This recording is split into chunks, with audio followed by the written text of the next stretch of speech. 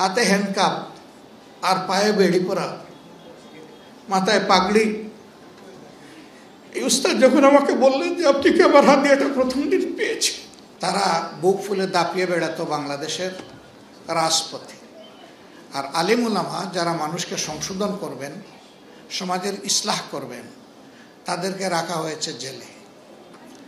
আমি সর্বশেষ গ্রেপ্তার হয়েছিলাম 2022 সালের 12 ডিসেম্বর রাত্রে 1:45টার সময়। সিটিটিসির মেহমান হিসাবে ছিলাম 13 দিন। সেখানে আয়নাগরে আমাকে রাখে নাই, কিন্তু আয়নাগর আমি দেখেছি। বহু আলিম উলামা, বহু দিনদার মুসলমান, কেউ 14 মাস, কেউ 10 মাস, কেউ 8 মাস, মিনিমাম পেয়েছিলাম 2.5 মাস, তাদেরকে এখানে রাখা হয়েছে। তারা জানে না তারা কোথায় আছেন, তারা জানে না তাদের আপনজনরা বেঁচে আছে কিনা, আর তাদের আপনজন জানে না যে ইনারা বেঁচে আছে কিনা। মুখ ফুটে কথা বলার কোনো সুযোগ ছিল না, চোখের ইশারায় কথা বলত, হাত তুলে এরকম একে অন্যের জন্য দোয়া চাইত। এরকম একটা শ্বাসরুদ্ধকর পরিবেশ ছিল, বিশেষ করে উলামায়ে কেরামের জন্য। এখানে আলিয়া আর কৌমের কোনো বাস বিচার ছিল না। যিনি ইলমে দ্বীনের খেদমতে থাকবেন, যারই পছন্দ হয়নি তারই ঠিকানা এরকম হবে।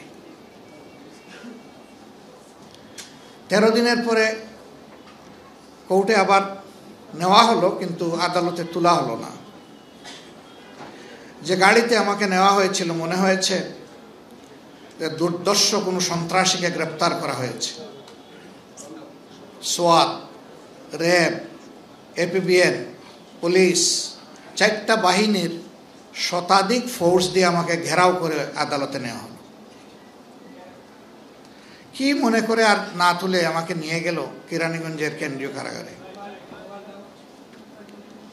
5 দিন সেখানে থাকার পরে আমাকে স্থানান্তর করা হলো কাশিমপুর হাই সিকিউরিটি নামে যে জেলটার কথা আপনারা শুনেন, বাংলাদেশের নিকৃষ্টতম দুনিয়ার ছোট্ট জাহান্নামে।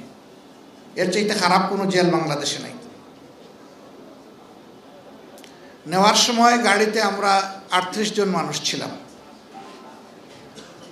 আমাকে পছন্দ হয় নাই কি কারণে আমি জানি না, আমি ছাড়া বাকি সকলের হাতে হ্যান্ডকাপ, পায়ে বেড়ি। এর মধ্যে কয়েকজন বিজ্ঞ বয়স্ক আলেমও ছিলেন। একজন আমাকে বললেন, আমি প্রথম দিন আপনার জন্য কিছু হাদিয়া পাঠিয়েছিলাম, আপনি কি পেয়েছিলেন?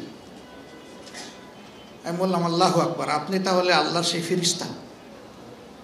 সেই দিন আমি খালি হাতে কেরানীগঞ্জে ঢুকেছিলাম, বৃষ্টি ও জোরদারায়, আর দিনটা ছিল 25শে ডিসেম্বর, কনকনে শীত, শীতে জমে যাওয়ার উপক্রম।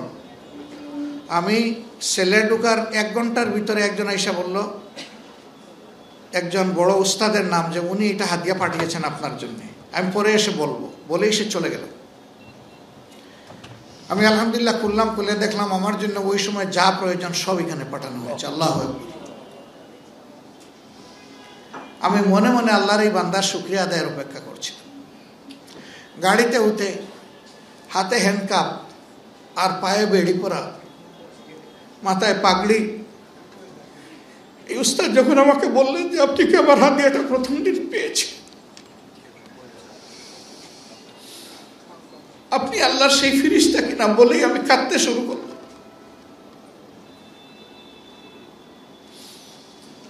আমার যদি শক্তি থাকতো, ওনার পায়ের বেড়ি এনে আমার পায়ে লাগাইতাম, হাতের হ্যান্ডকাপ এনে আমার হাতে পরাতাম।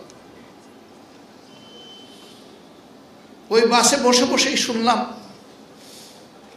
উনি দেশের বিভিন্ন জায়গায় 22টা মাদ্রাসা নিজের উদ্যোগে গড়ে তুলেছেন, এবং তিনি শুধু যাত্রাবাড়ি এলাকায় তার মাদ্রাসায় 8 থেকে 8,500 ছাত্রের অভিভাবক। বড় আফসোস হল, আহারে এই মানুষগুলো তো এই জমিনের গুনাহগারদের জন্য দোয়া হালতে তারা থাকবেন, তাদেরকে মুক্ত থাকার কথা ছিল। আমি ভাবলাম যে এই যে তিনি আমাকে ঋণী করলেন, এই ঋণ আমি পরিশোধ করবো কিভাবে। আমি তাকে চিনতাম না, তার নামটাও শুনি নাই, জীবনে কোনোদিন দেখি নাই, মুলাকাত করি নাই, সালাম বিনিময় হয় নাই। তিনি কেমনে বুঝলেন যে আমার এইগুলা প্রয়োজন? আমি তাকে জিজ্ঞেস করলাম, ভাই আপনি কেমনে বুঝলেন যে আমার এগুলা লাগবে? বলে যে আপনাকে যখন নিয়ে যাচ্ছিল তখন আমি তির্যক দৃষ্টি দিয়ে আপনার দিকে তাকাচ্ছিলাম, আমার মনে হয়েছে যে আপনি এইভাবেই ঢুকছেন, আপনার আর কোনো সাপোর্ট নেই। পরের দিন আমার জন্য জেল কর্তৃপক্ষের কিছু জিনিস এবং বাইরে থেকে কিছু জিনিস কিনেছে। ওই রাত্রেই তো আমি বরফ হয়ে যেত। আমি বিশ্বাস করি এটা আমার জন্য নয়, আল্লাহর এই বান্দা এই কাজটা করেছেন মহান আল্লাহর জন্য। এরকম যদি মানুষের মধ্যে ভালোবাসার একটা পরিবেশ আমরা তৈরি করতে পারি, আল্লাহর এই জমিন আল্লাহর রহমতে ভরে যাবে ইনশাআল্লাহ। যেখানে মানুষ মানুষকে ভালোবাসবে এবং সম্মান করবে। আল্লাহর কোরআন, পবিত্র কোরআন কালামুল্লাহ, সেই শিক্ষাটাই পরতে পরতে মানব জাতিকে দিয়েছে।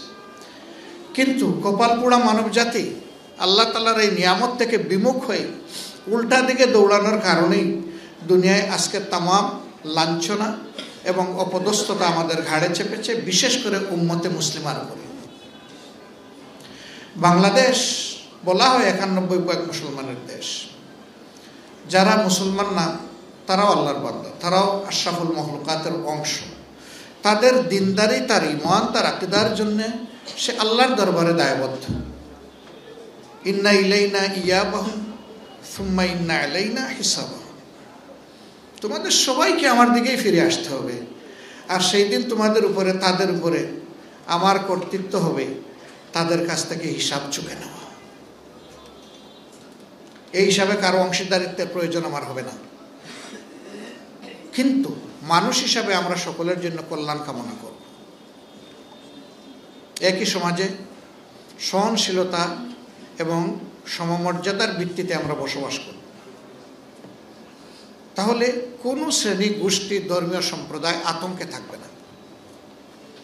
আলহামদুলিল্লাহ 15.5 বছরের জ্বালাতন নির্যাতনের পরে এবার যে পরিবর্তন 5 আগস্ট হলো, আপনারা সাক্ষী। এই দেশের উলামায়ে কেরাম, মাদ্রাসার ছাত্র, বাংলাদেশ জামাতে ইসলামী, ইসলামী ছাত্র শিবির বিশেষভাবে সকল ধর্মের মানুষের নিরাপত্তার দায়িত্ব এই জমিনে পালন করেছে।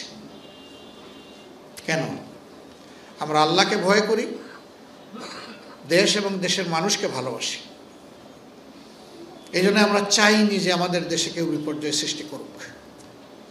যা হতে পারত, আল্লাহু আকবার, তার কিছুই হয়নি। তারপরেও চিটাপুটা যা হয়েছে তার 99 কারণ হচ্ছে রাজনৈতিক, এটা ধর্মীয় নয়। এই 1% যেটা হয়েছে ওইটাও আমরা সমর্থন করি না। আইন কারণ নিজের হাতে তুলে নেওয়া সঠিক নয়, তাহলে সমাজে কোনো শৃঙ্খলা ফিরে আসবে না। এ রমাদান আল্লাহ তাআলা আমাদেরকে দিয়েছেন আমাদের গুনাহ খাতা পুড়াইয়া ছাই করার জন্য। আল্লাহর হাবিব উঠে দাঁড়িয়েছেন, মিম্বরে যাচ্ছেন, আল্লাহুম্মা আমিন, আল্লাহুম্মা আমিন, আল্লাহুম্মা আমিন বলে বলে। হয় তিনি জিজ্ঞেস করেছেন অথবা উপস্থিত সাহাবায়ে কেরাম তার কাছ থেকে জানতে চেয়েছেন, হে আল্লাহর হাবিব, এমনটি তো আর কোনোদিন করেন নাই, আজকে এই 3 বার আল্লাহুম্মা আমিন বলতে বলতে কেন যাচ্ছে? তিনি বললেন যে জিবরিল আমিন এসে 3টা কথা বলেছেন, 3টা দোয়া করেছেন, আমি তার সাথে সুর মিলিয়েছি। যারা জীবনে রমজান পেল আর নিজের গুনাহ খাতা পুড়াইয়া ছাই করতে পারল না, আল্লাহর শ্রেষ্ঠ ফেরেশতা জিবরিল বললেন সে ধ্বংস হোক। আমি বললাম আমিন। যে মা বাপ 2 জনকেই পেল বৃদ্ধ বয়সে, বা কমপক্ষে 1 জন পেল, কিন্তু তাদের মন করে খেদমতের মাধ্যমে নিজের জান্নাত সহজ করে নিতে পারলো না, আমি বললাম সে ধ্বংস হোক। জিবরিল বললেন সে ধ্বংস হোক। আমি বললাম আমিন। তিনি বললেন জমিনের উপরে এবং আসমানের নিচে সবচেয়ে বড় নিয়ামত সৃষ্টির মধ্যে যিনি, হে নবী, আপনার নাম শোনার সাথে সাথে যে আপনার উপরে সম্মান দেখে দুরূদ পেশ করলো না, সে ধ্বংস হোক। আমি বললাম আমিন। তাইলে এই রমজান কি সুখবার্তা, আনন্দের বার্তা আমাদেরকে নিয়ে এসেছে। মানুষ নফসের দুকায়, শয়তানের ওয়াসওয়াসায় ভুল করে ফেলি, গুনাহ খাতা নাফরমানি করে ফেলি। ঈমান এবং ইহতিসাবের সাথে এই রোজা যে রাখবে, আল্লাহর হাবিব বলছেন যে তার অতীতের সকল গুনাহ মুছে ফেলা হবে। এবারকার এই রমজান যেন আমাদের